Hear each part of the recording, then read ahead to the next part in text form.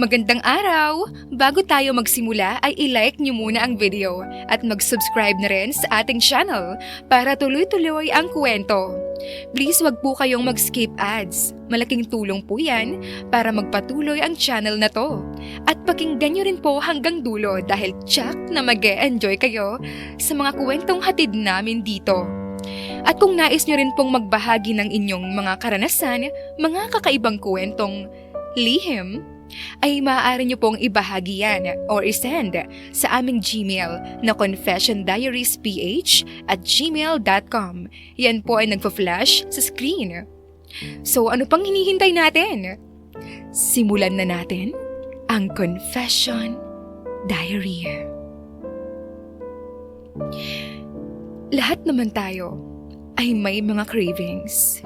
Yung tipong kahit madaling araw, may gusto kang kainin. At kahit malayo, talagang pupuntahan mo. Pero, napatunayan naming magtotropa na hindi lahat ng cravings kailangang makuha agad. Dahil kung ipipilit mong makuha ang ninanais mo, kahit komplikado ang sitwasyon, baka maghatid lamang ito sa iyo ng trauma. Dahil yan ang nangyari sa amin. Tapos idagdag pa na mahilig pa kami sa halaman that time. Muntik na kaming makulong. Muntik na kaming maskam. At ang inaakala naming Diyos ang mapapasamin, mapapasaming magbabarkada, ay, oops. Malalaman nyo yan sa pagpapatuloy ng aking kwento. Pakinggan niyo po hanggang dulo dahil doon ang exciting part.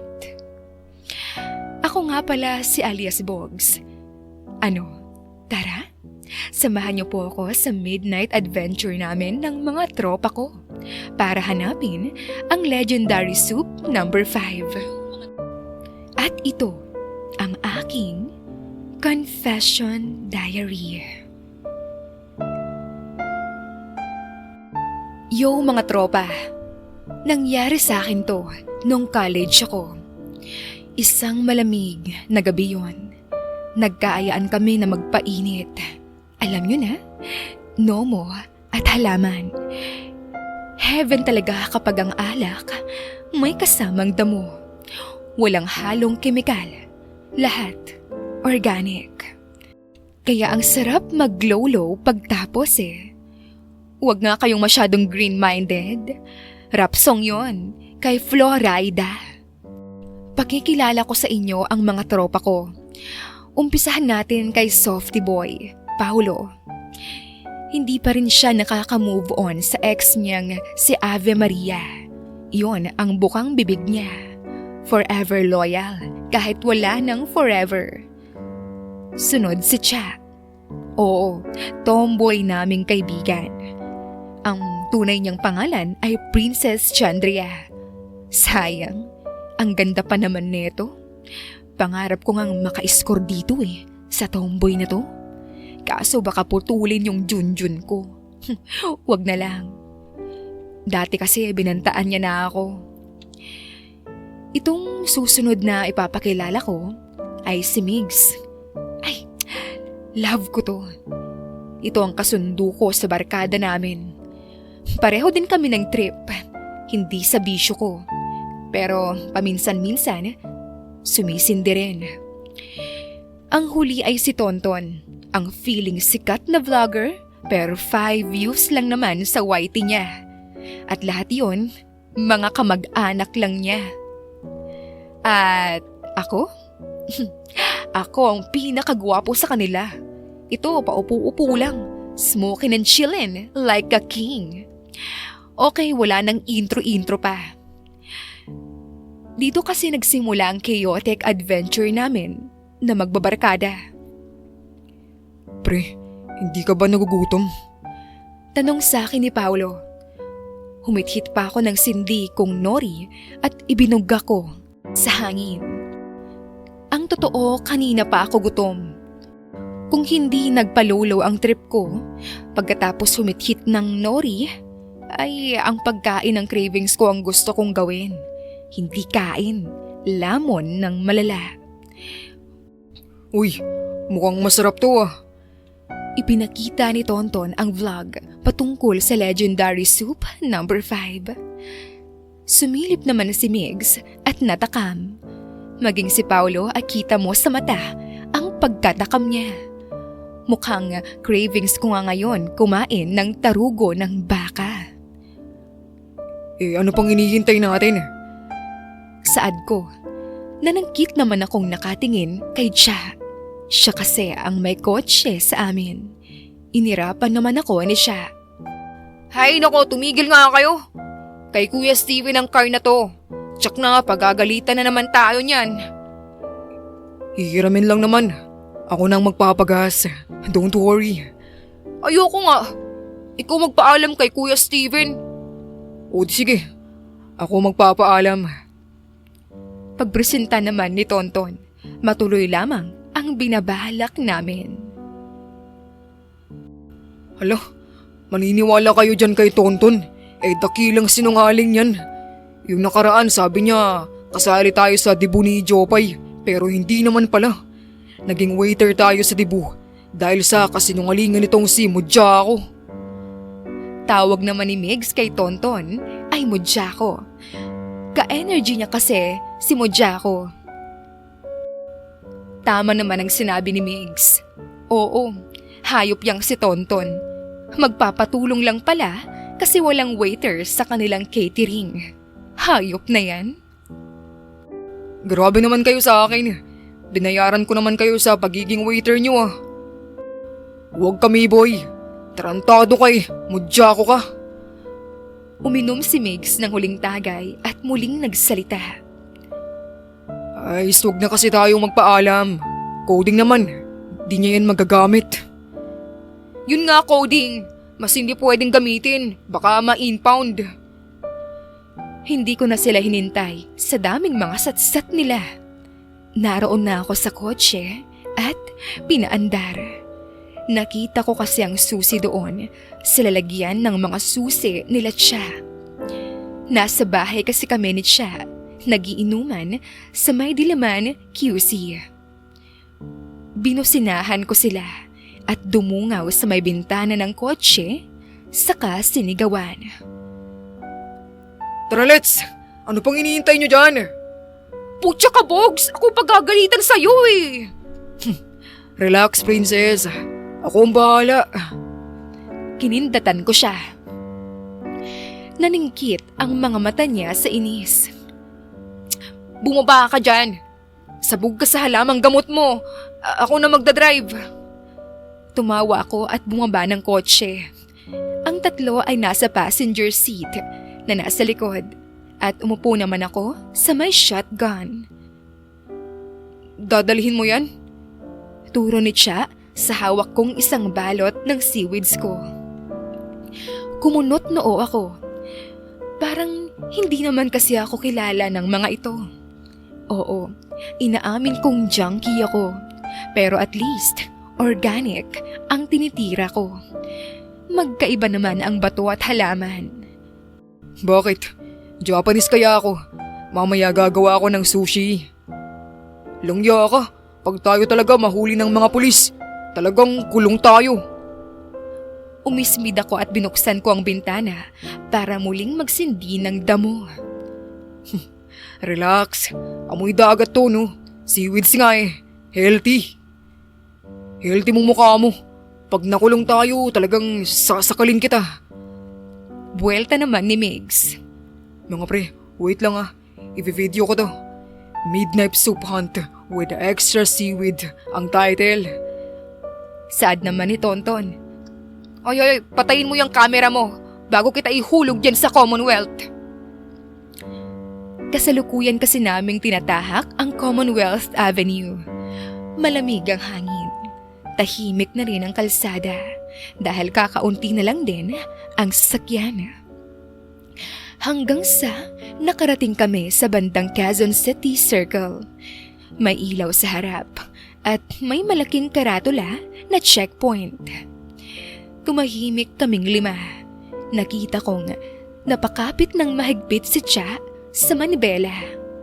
Pero ako, well, chill lang. Relax lang. Organic talaga tong dala ko at walang halong kemikal.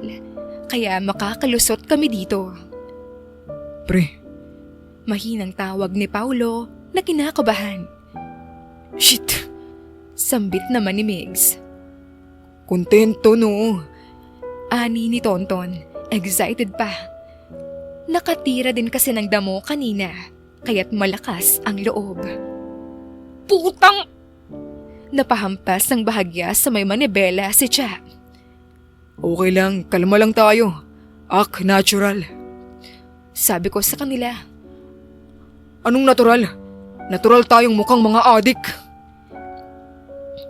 habang papalapit, may pulis na sumenyas na magbukas ng bintana. Biglang kumalat ang amoy ng Japanese culture ko sa loob.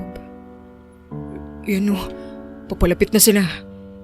Thank you for the friendship mga bro ah. Kailangan ko iligtas ang sarili ko.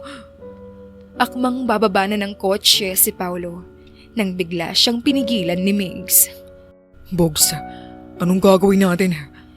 Medyo chill na sabi nito, pero halata mo ang takot sa mukha niya. Nataranta si Tonton. Pre, gawin natin yung nabasa ko dati. Utot daw, pantaboy amoy. Lumingon kaming lahat sa kanya. Lahat kami napatingin kay Tonton dahil sa suggestion niya na mukha namang effective. Bago pa kami makatanggi lahat, may amoy na kami. Parang may sumabog na septic tank sa loob ng Vios. Puta Migs, ikaw ba yun? Oo, para sa bayan to. Kumatok ang pulis sa bintana ng kotse. Si Cha, kinakabahan at dahan-dahan nang binuksan ang bintana ng kotse. Ngumiti si Cha ng pinakamagandang ngiti niya na tila ba inaakit si manong pulis. Magandang gabi.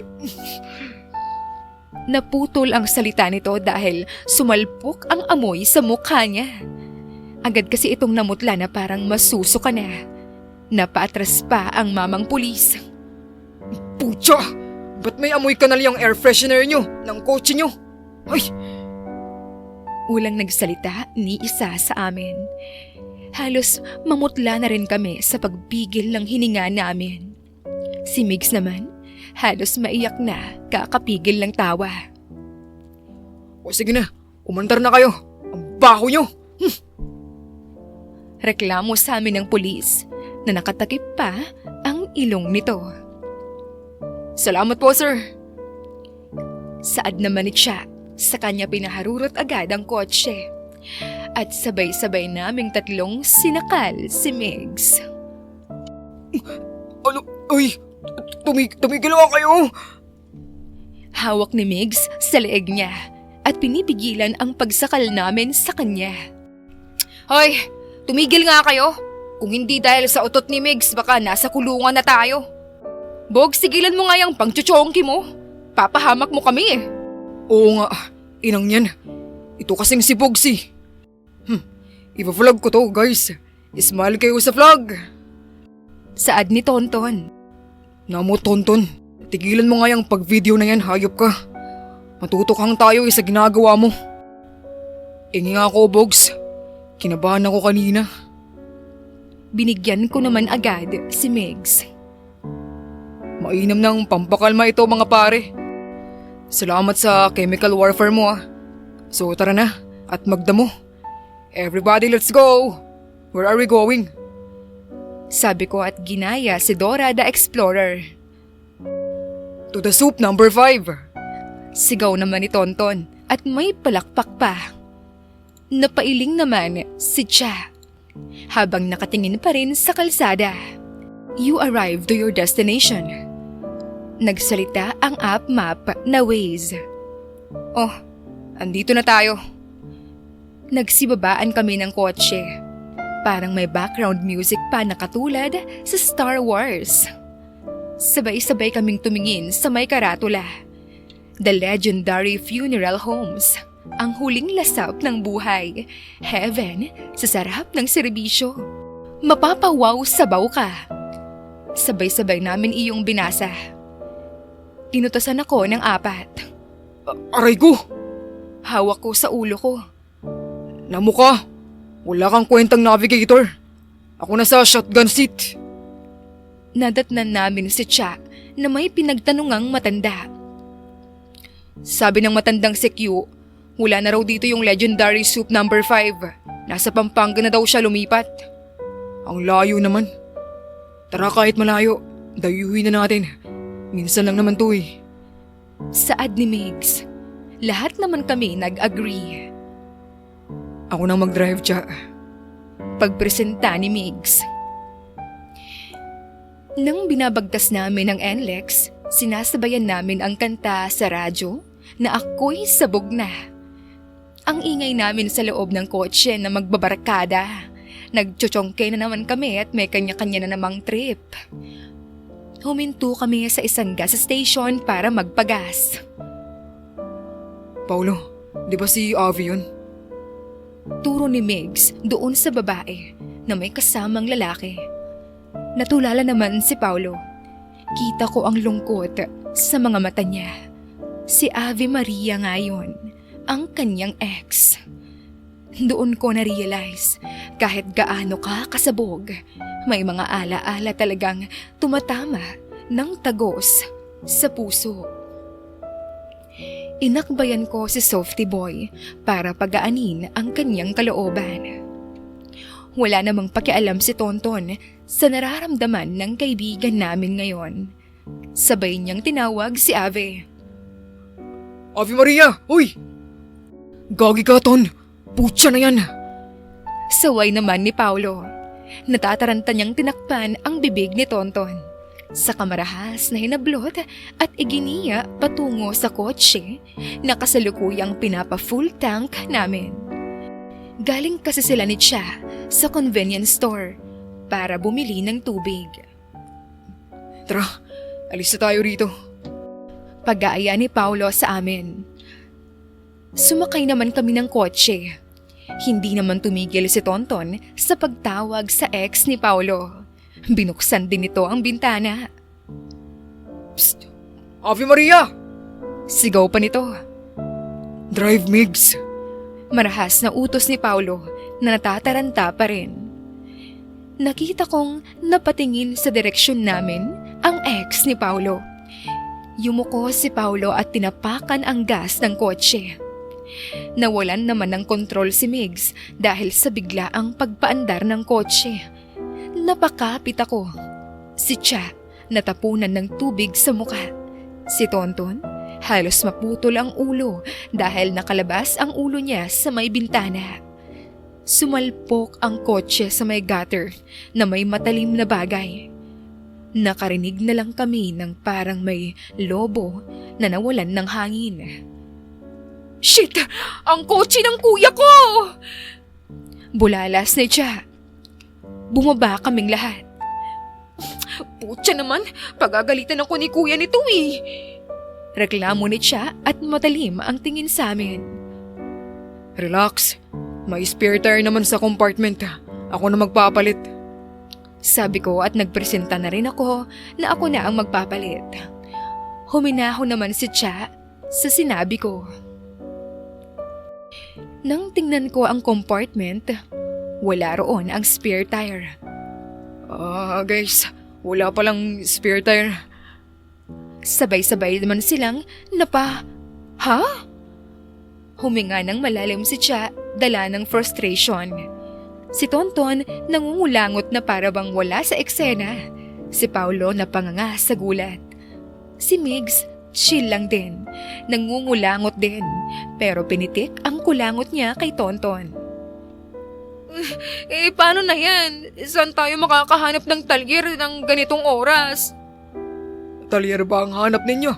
I got you, mga pare. Saad ng isang lalaking nagsalita. Lumingon kami sa direksyon niya. Nagulat kami dahil sa itsura ng taong nagsalita. Hindi naman sa panlalait, pero kasi ang itsura nito, pandak Kalbo, malaki ang mata at maitim. May kamukha siyang alien, si Koke. May vulcanizing shop kami na malapit lang dito. Pwede ko kayong tulungan. Sabi nito sa amin. Natuwa naman si Cha. Naku Manong, salamat po. Hulog ka ng langit. Baka hulog ng planetang Yekok. Bulong sa akin ni Migs. Humagikgik kami kasi pareho kami nang nasa isip na kamukha nga ng taong tutulong sa amin, si Koke. Malapit nga lang ang bahay ni Mang Kanor. Pakilala sa amin ng Manong. Pinatuloy niya muna kami sa bahay nila habang tinatapalan ang nasirang gulong ng kotse. Hindi naman namin inaasahan na lumabas ang asawa nito. Napanganga kaming lahat dahil sobrang ganda nito. Yung tipong pang-model ang ganda at kaseksihan. Napatingin naman ako agad sa kanyang Coco Melon. Ang Manong na kamukha ni Koke ay may asawang maladyosa ang ganda. Talagang hindi kami makapaniwalang lahat. Mapang-akit pa ito at nagpakilala sa amin. Hi boys, ako nga pala si Tisay. Mukhang pagod na pagod kayo. Mag-juice muna kayo. Alok niya sa amin. Tahimik kaming lahat. Hindi ko alam kung ano ang tumatakbo sa isip ng mga kasama ko. Pero ako, pinagpapantasyahan ko na si Tisay. Di naman kami makapaniwala nang bigla siyang muling nagsalita. So, sino ba ang mauuna sa inyo? Nagkatinginan kaming lahat. Napakurap-kurap rin ang mga mata namin. Oh, wait. Anong ibig mong sabihin? Malaking tanong ni Migs. Humalakhak naman ng malandi si Tisay sa amin. Gumamit sa akin. 1.5 lang naman. Nanguhumaling niyang alok. Napaawang kami ng mga bibig. Sabay-sabay na sumilay ang malademonyong ngiti sa amin. Teka, ang mahal naman. Saad ni Paulo. I don't care. Sagot naman ni Migs habang nilabas ang wallet at kumuha ng 2,000. Ako naman, nilabas ko ang malaking supot ko ng tsongke sa bag. May value naman ito. Si Cha naman, na tomboy, nagpuputol na ng kuko niya para sa finger licking good. Si Tonton, kumakapakapapa ng pera sa kanyang bulsa. Nagkatinginan kami na magkakaibigan na para bang magdaduelo kami ng mga baril namin. Magbato-batopik tayo. Suhestyon ko ng seryoso. Humalakhak naman si Tisay. Patola naman kayo. Umiling-iling pa ito habang natatawa pa rin sa amin. Lumapit siya sa akin. Ako ang natipuhan niya. Sabi ko sa inyo ako ang pinakagwapo sa kanila. Hindi naman sa pagbubuhat ng bangko. May lahi akong Amerikano sa side ng lola ko. Hinawakan niya ang dibdib ko at pinalandas sa botones ko ang mga daliri nito at tinatanggal ng isa-isa ang mga botones. Seryoso? Si Bogs, type mo? Angal ni Paulo. Tisay, baka gusto mo ng threesome. Masaya yun. Sabat naman ni Migs. O foursome. Singit naman ni Tonton. Sali ako dyan, pero gusto ko solo. Bibigyan kita ng 5K. Si Chan naman ang sumabat. Anong threesome foursome? Ano ang nangyayari dito? Nagpapumalatag kaming lahat nang marinig namin ang boses ni Mang Kanor. Masama ang tingin nito sa amin. Lumapit ito sa amin. Hindi namin ina-expect ang sinabi nito sa amin. Pero naghubad muna ito ng salawal niya sa harapan namin. Ako na lang boys. ang magpapaligaya sa inyo. Sabi pa nito at kumagat pa ng pang-ibaba niyang labi. Sabay-sabay naman kaming nagsigawan na para bang nasa horror movie at nagtakbuhan palabas ng bahay. Naiwan pa ni Tonton ang isang sapatos niya sa pagmamadali. Maging si Cha ay nag-ala Cinderella rin. Hindi ko na inintindi pa kung paano nila nabalikan ang kanilang mga sapatos. Basta ako, ayokong tumikim ng mukhang alien. Pinaharurot na namin ang sasakyan namin. Ayos naman na ito. Salamat na lang kay Mang Kanor. Grabe ang experience na yon. Nakarating kami sa dinayo naming tindahan ng Legendary Soup No. 5. Pero bigo kami at sabay-sabay na napabuntong hininga. Dahil ubus na ang Soup No. 5. Ang layo ng biniyahe namin sa wala. Kamuntikan pa kaming maghahasa ni Koki. Malulungkot ang mukha namin at tulala lang sa biyahe pabalik ng Quezon City. Pagdating namin sa bahay nila Cha, pare-parehas na kumalam ang mga sikmura namin. Amoy namin ang aroma ng luya, bawang at sibot sa hangin. Oh, nakabalik na pala kayo. Nagluto ako ng Soup No. 5. Sakto. Masarap to sa hangover. Tara, kain na kayo dito. Pag-aanyaya ni na Tita Chona sa amin na mami ni Cha. May pandidismaya sa mga mukhaman namin pero sabay-sabay kaming napangiti. Kakaibang adventure ang naranasan namin. Kung may natutunan ako sa gabing yon, huwag kang maghanap ng sabaw sa malayo kung may sabaw naman sa kusina ni Tita Chona. Joke lang. Simple lang ang buhay. Kaya maging masaya tayo sa hatid nito. Mahaba man ang biyahe na tinatahak natin, makakarating din tayo sa paroroonan kung magtitiwala lamang tayo. May mga hadlang man sa daan, basta nariyan ang mga mahal natin sa buhay, malalampasan rin natin ito. Basta tamang daan ang tatahakin natin. Ngayon hindi na ako nagsisiweeds. Isa na akong alagad ng batas. Akalain mo nga naman. Gulat kayo, no? Mga professional na rin kaming lahat na magbabarkada. Muli, ako si Bogs. Sana ay natuwa kayo sa kuwento ko. Peace tayo, mga tropa. At ito ang aking confession diary.